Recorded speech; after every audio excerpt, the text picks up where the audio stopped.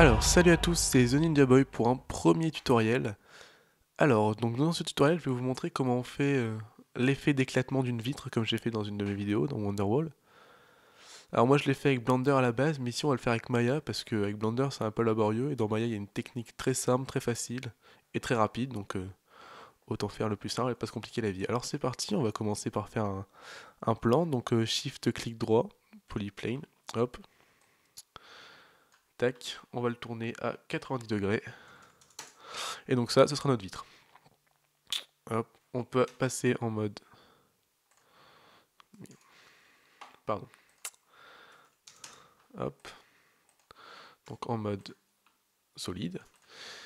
Ici, ce qu'on va faire, c'est qu'on va aller dans notre attribut, enfin channel box, et ici, on va mettre notre subdivision à 50 sur 50. En fait, c'est tout simplement les éclats de vitre, ça. Hein. La base des éclats de vitre, plus vous mettrez de subdivision, plus le calcul de rendu sera long, mais plus vous aurez un résultat réaliste. Alors après, ce qu'on va faire, c'est qu'on va prendre... On va aller dans Polygon, et on va prendre notre outil de H, moi j'appelle ça, alors il faut le trouver, je crois que c'est celui-là, hein, Cut File Tool. Et voilà. Et donc là, on va s'arranger pour faire rejoindre tous nos traits au même endroit. Et donc ça, ce sera le centre d'impact en fait hein, de notre guitare. Bon là, on va pas faire une guitare, on va faire une sphère parce que j'ai un peu la flemme d'en modéliser une. Mais voilà, c'est un peu ça.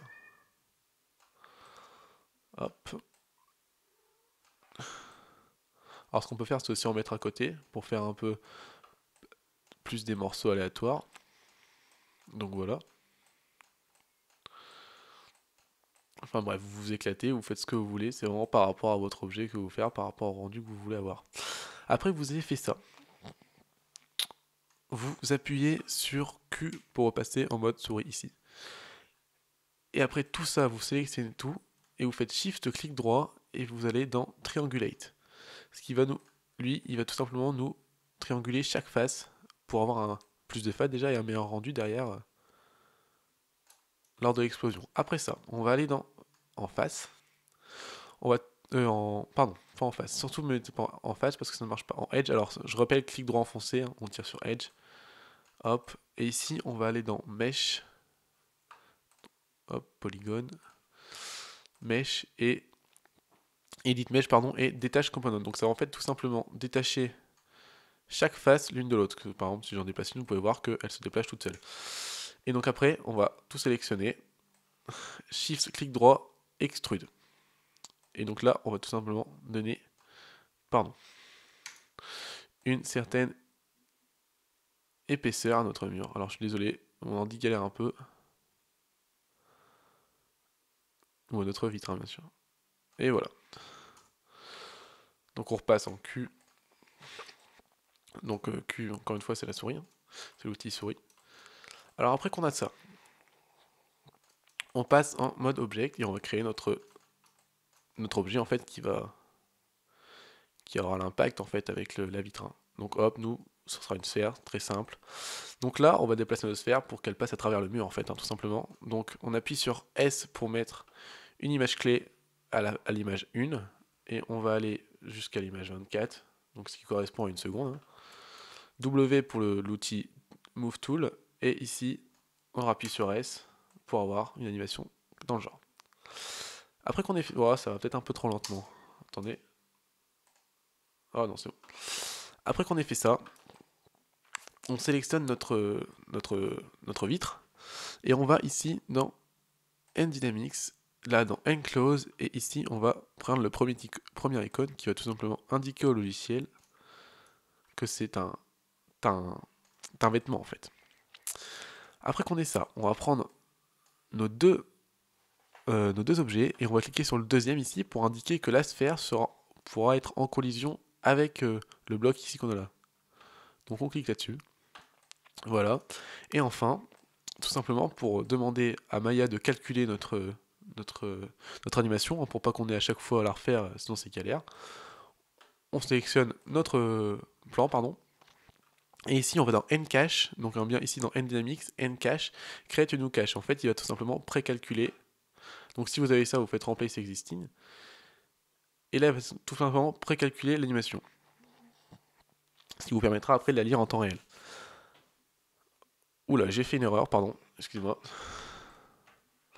Alors, j'ai fait une erreur, j'ai oublié de faire un truc. Il faut surtout pas oublier, excusez-moi, d'aller dans, de sélectionner notre plan ici, d'aller dans euh, Nucléon 1 ici, et de mettre la gravité à 0. Sinon, notre plan tombe avec, en fait, la gravité tout simplement. Et donc, on recommence, hop, ici, Ncache, c'est parti, et voilà. Donc voilà, donc pendant que ça se rend, bah moi je voulais faire un tutoriel sur ça parce que j'en ai vu un peu en anglais, mais aucun en français. Donc bon, bah je trouvais que c'était important parce que c'est un effet assez sympa et qui peut rendre vite, bah, qui peut être assez impressionnant quoi. Alors, donc on a notre animation qui a été bakée, hein. Donc si on lance l'animation, on clique sur play, on a ça. Voilà. Donc là ici c'est, comme vous voyez, c'est assez réaliste, assez sympa, hein, tous ces impacts et tout. Alors après il y a un truc qui est aussi sympa, donc vous pouvez vous amuser à changer un peu les paramètres ici. Pour voir un peu ce que vous obtenez dans l'attribut Tetinor de Enclose et de Nucléon. Alors ça c'est vraiment à vous de choisir. C'est vous qui voyez, surtout par rapport aux collisions et tout. Après, donc on va voir vite fait pour le rendu, parce que voilà, c'est un truc assez important je trouve, de savoir configurer Mental Ray ou des choses comme ça. Alors pour le rendu, on va cliquer sur cette fenêtre ici, qui active la fenêtre des réglages du rendu. Nous y voilà, pardon. Et donc, on va aller sur Mental Ray. La qualité, bon, alors, on va passer de common. Donc ici, pour pouvoir rendre votre animation, il faut aller dans Name, petit bazar, là, je sais pas comment ça s'appelle, .xt. Donc là, vous avez votre frame de début et votre frame de fin. Et donc ça, c'est le pas. Donc le pas, c'est tout simplement le nombre d'images qui va sauter en fait. Hein, en fait, il est fait une par une ou deux par deux, etc. Alors ça, c'est la caméra que vous choisissez par rapport à laquelle. Donc par exemple, là, si je fais un rendu, bah, ce sera avec la caméra là, ici, en perspective. Merde, qu'est-ce qui se passe? Pardon. Et par contre, si par exemple je fais un rendu de front, et ben il va me faire ce rendu ici, par là. Là, ici. Ok. Voilà. Donc, hop. Après, on a un truc qui est assez sympa, qui est très important, c'est la résolution de votre image ici. Hein, donc 640 par 480, c'est assez petit. Mais voilà, moi j'ai pas envie de manger la mort, donc on va laisser ça. Après, donc il faut savoir que Maya fait, enfin comme tous les soft 3D, rend image par image, donc ça peut être assez long. Ici, vous avez la qualité de votre image. Donc draft, c'est le plus dégueulasse possible, on va dire. Donc là, le draft motion blur, c'est pour le flou de mouvement, etc. Alors nous, on va aller dans production motion blur parce qu'on a une explosion, donc il nous faut du flou de mouvement. Et ici, motion blur, vous faut que ce soit full et vous laissez les paramètres par défaut, logiquement, ils sont très bien. Donc ça, c'est fait. Et pour ce qui est du rendu, donc bon, pour le matériel, je vous laisse faire, hein. Surtout pour la lumière, ce qui est très important par rapport aux ombres ici, ça peut être assez intéressant. Alors moi, ce que je fais, je mets tout simplement une lumière directionnelle. D'accord. Hop.